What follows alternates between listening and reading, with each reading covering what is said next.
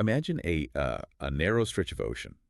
At its absolute thinnest point, it's barely a mile and a half wide. Which is tiny. Right. It is incredibly tiny. Yet through this tiny aquatic bottleneck flows roughly, one-third of all global shipping. Yeah, a massive volume. Everything from the energy resources powering massive economies Mhm. to, like, the rare earth minerals keeping our entire tech sector alive passes right through there.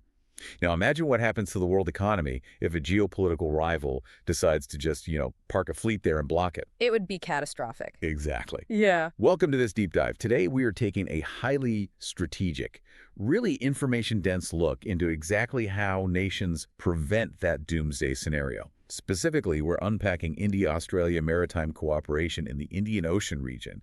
And this is sourced directly from Chapter 8, Section 3 on East Asia and Oceania. Right, which is a critical chapter. It really is. So if you are prepping for an exam, or if you just need to understand architectural shifts in global power, this is for you. We're going to map the geopolitics, the security frameworks, and, the economic realities without skipping the crucial why and how. And that mile-and-a-half bottleneck you're talking about is, of course, the Malacca Strait. Yes, the infamous Malacca Strait. Right. And the core thesis we are analyzing today centers entirely around securing that broader maritime domain. I mean, Australia is actively exploring a formalized, much deeper maritime partnership with India to cement its presence in the Indian Ocean region, or the IOR. So this is more than just a photo op. Oh, absolutely. This isn't just some diplomatic handshake. It is a highly calculated initiative driven by, well, converging strategic anxieties between New Delhi and Canberra. They're mostly worried about regional security, the absolute necessity of sea lane stability, and, frankly, the overarching China strategy in the Indo-Pacific. Right, because neither of these countries is operating in a vacuum here. To really understand the trigger event for this, we have to look at the background first. Right. Because they already share a broader Indo-Pacific vision, They're already sitting at the same table alongside the U.S. and Japan in the Quadrilateral Security Dialogue, the Quad. Yes, the Quad. So if the Quad already exists, why the sudden push for a specific India-Australia-Indian Ocean deal? Well, because the Quad is a conceptual and strategic framework, right? Right. But Australia wants hard operational access right now. Okay. The trigger event moving this forward is Canberra's active push for a formalized agreement that actually allows Australian naval vessels to utilize Indian military facilities. So we're basically moving from we share the same democratic values to, hey, can we park our submarines at your docks? Precisely. That is exactly it. And the root causes for this shift, they operate on a very specific cause and effect chain. The primary pressure is just the absolute need for sea lane stability. Because of the economic impact. Right. If those supply chains choke, the geoeconomic fallout is catastrophic. And connected directly to that economic fear is the urgency to counter growing Chinese influence in these critical maritime corridors. Okay, let's unpack this, because the strategic logic here dictates that without constant real-time awareness and the ability to physically project power into the area. You can't secure the routes. Right. Securing these trade routes against a competing influence is essentially impossible. And this is where geography dictates everything. I mean, it's real estate. You can't project power into the Malacca Strait from thousands of miles away in Sydney or even from Mumbai. You have to be right there. You need to be right there. And the focal point of this geographic strategy is India's island territories. The Andaman and Nicobar Islands. Yes. The Andaman and Nicobar Islands are the geographic linchpin of this entire proposed engagement. Let's expand on that for a second, because they aren't just, random dots on a map. Think of the Andaman and Nicobar Islands as the ultimate geopolitical watchtower. That's a great analogy. Yeah, they sit perfectly positioned right over the mouth of the Malacca Strait. If you put advanced radar and sonar systems on those islands, their surveillance ranges overlap the shipping lanes completely. Completely. So whoever operates out of that watchtower basically gets to monitor and potentially control the maritime traffic flowing between the Indian and Pacific Oceans. It's like having the high ground in a physical choke point. And that watchtower capability is exactly why operational access is so highly coveted by Australia. Which brings us perfectly to the concept of maritime domain awareness, or MDA. MDA, got it. Yeah, this is a crucial piece of administrative terminology to underline for your notes. When we talk about MDA, we aren't just talking about, looking at paper maps or sending out a patrol boat with binoculars. Right, so how does MDA actually work in practice? Like, what does it look like? In practice, MDA is about creating an unblinking digital eye over the ocean. It means linking up military satellite feeds, sharing real-time acoustic sonar data from underwater sensors, and cross-referencing global shipping registries all at once. Oh, wow. So it's a massive data network. Exactly. If India and Australia share this data, both navies instantly know if a vessel transmitting a signal as a harmless commercial fishing trawler is actually moving suspiciously like a state-sponsored surveillance ship. It strips away the fog of war. It strips it away entirely, yes. Okay, so if we look at the stakeholders, obviously India and Australia are the primary actors here, with the US, Japan, and China as the critical contextual players in the region. Right. Let's break down the distinct strategic motivations. What exactly is Canberra trying to achieve by knocking on India's door for this island access? So Australia basically has two primary motivations. First, they desperately need to diversify their strategic reach. Because they've been mostly focused elsewhere. Exactly. Historically, the Australian naval posture has been highly Pacific-oriented. Right. But as supply chains become more fragile and, multipolarity increases, they realize they are exposed on their western flank. Makes sense. Second, they need a concrete footprint in the Indian Ocean region, specifically to counter that growing Chinese influence we discussed. They simply don't have the basing infrastructure in the IOR to sustain long deployments without India's help. Here's where it gets really interesting, though. What's fascinating is how perfectly this aligns with India's own playbook.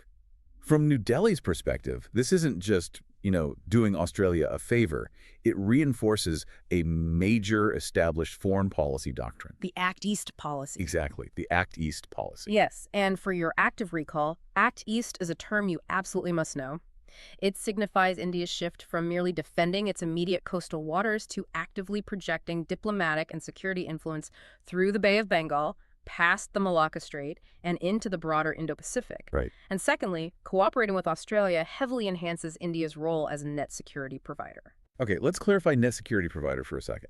Because in practice, it means that when smaller nations in the region face a maritime crisis like, say, piracy, illegal fishing fleets, or even a natural disaster requiring humanitarian aid, India wants to be the first responder, they call. Exactly. By linking up with Australia, India amplifies its own logistics capacity to actually provide that security, rather than ceding that role to Beijing.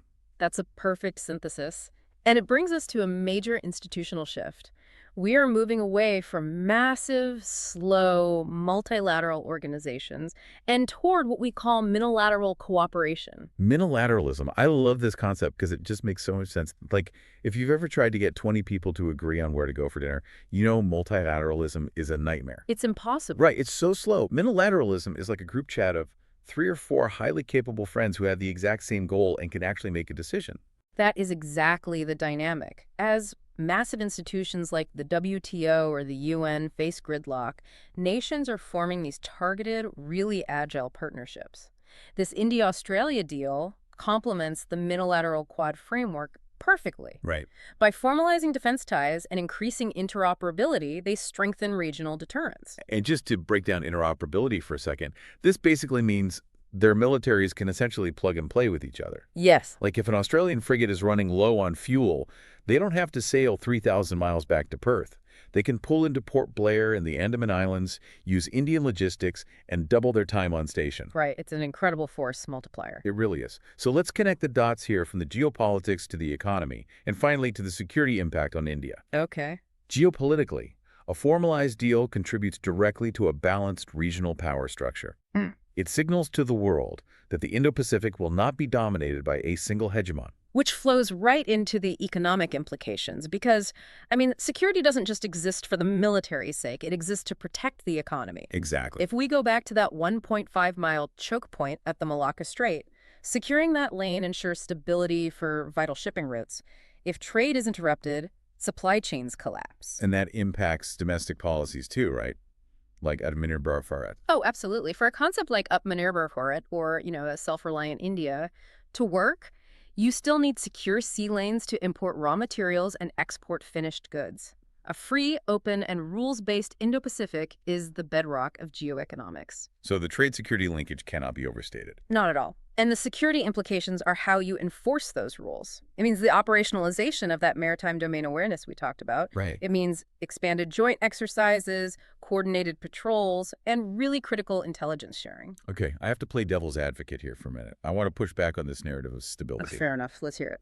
If I am sitting in Beijing and I see India and Australia teaming up, locking down data sharing, and positioning naval assets right at the edge of the Malacca Strait, I am not seeing stabilization. I am seeing containment. Doesn't formalizing this deal just poke the bear and risk escalating geopolitical tensions in the IOR? That is the ultimate strategic dilemma, and it's a very fair critique. However, if we look strictly at the strategic logic of the official doctrines and the source material we are analyzing today, the framework is grounded in deterrence, not provocation. Okay, but how so? Like, what's the difference in this specific context? The difference is strategic autonomy. India's balancing strategy is highly calculated. By granting operational access to Australia, India leverages foreign capabilities to maintain regional balance, but, and this is key, it does so without signing a binding mutual defense treaty like NATO. Oh, interesting. So it's a partnership, not an alliance. Exactly. The official posture is that enforcing a rules-based order, meaning no one country gets to arbitrarily claim international waters, is a defensive necessity. The goal is to make the cost of disrupting the supply chain so high that no rival would even attempt it. That is what deterrence is. That makes a lot of sense. It's about raising the threshold of friction so high that the status quo of open trade just remains the only logical option for everyone. That's a brilliant way to frame India's strategic autonomy. Exactly. And the future implication of this is the creation of a permanent stabilizing architecture in the Indo-Pacific. They are institutionalizing these defense ties so that even if political administrations change in Canberra or New Delhi, the naval cooperation just continues automatically. All right, this is incredibly dense material. Let's transition into the active recall and exam preparation phase. Good idea. We are going to distill this deep dive into actionable answer frameworks. If you are listening to this to prep for an essay or maybe an administrative briefing, grab a pen or open a note. First, what are the absolute non-negotiable keywords that need to be underlined in any response on this topic? Okay, your administrative and policy terminology must include these. Indo-Pacific Vision, Quadrilateral Security Dialogue, or the Quad, Maritime Domain Awareness, or MDA, Interoperability, Act East Policy, Net Security Provider, mini-lateral cooperation, and rules-based Indo-Pacific. That's a solid list. Yeah, if you weave these terms naturally into your explanation of the mechanics, you demonstrate absolute strategic fluency. Love that. Let's build a tight 150-word answer framework using a bullet point structure. This is for rapid deployment in a time crunch scenario. If I'm grading your paper, what is the golden thread or core theme I need to see at the very top? Your core theme is India-Australia strategic convergence in the Indian Ocean region, driven by the need for sea lane stability. Okay, next bullet point. Key areas of cooperation. What specific, tangible operational realities must be listed? You must cite the mechanics. So, naval logistics support, specifically operational access to the Andaman and Nicobar Islands. Right, the watchtower. Exactly. And you must list maritime domain awareness, expanded joint military exercises, and real-time intelligence sharing. Got it. Third bullet point, the strategic logic. How do we succinctly contrast but connect their national motivations? Frame it as a dual rationale. Australia needs to diversify its reach beyond the Pacific and counter Chinese influence in maritime corridors. While simultaneously, India uses this to reinforce its Act East policy and operationalize its role as a net security provider. Perfect. And the final bullet point for the 150-word framework, the outcome. The outcome is enhanced Quad alignment, strengthened mini-lateral deterrence, and a guaranteed rules-based Indo-Pacific. Perfect. Now let's say you have the time and space to write a comprehensive 250-word answer structure. We need an intro, body, and conclusion format. How should the introduction set the stage? In your introduction, never introduce the bilateral partnership in isolation.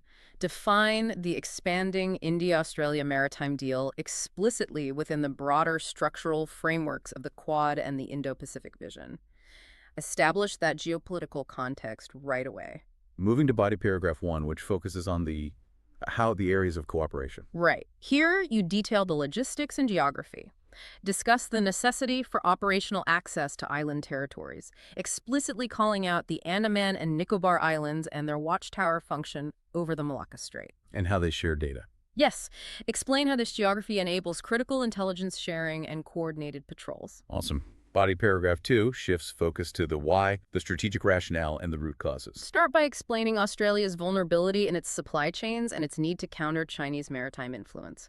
Then, pivot to India's strategic balancing. Bringing in strategic autonomy there. Exactly.